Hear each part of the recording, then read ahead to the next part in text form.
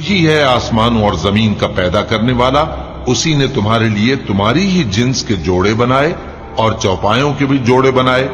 وہ اسی طرح تم کو پھیلاتا رہتا ہے، اس جیسی تو کوئی چیز نہیں، اور وہ سنتا ہے، دیکھتا ہے۔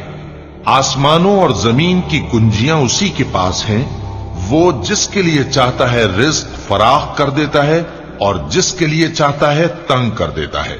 بے شک وہ ہر چیز سے واقف ہے۔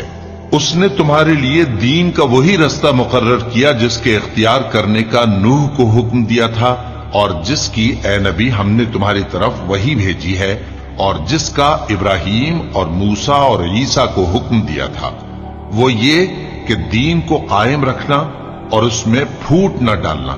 جس چیز کی طرف تم مشرکوں کو بلاتے ہو وہ ان کو ناگوار گزرتی ہے، اللہ جس کو چاہتا ہے اپنی بارگاہ میں برگزیدہ کر لیتا ہے، اور جو اس کی طرف رجوع کرے اسے اپنی طرف کے رستے پر چلا دیتا ہے۔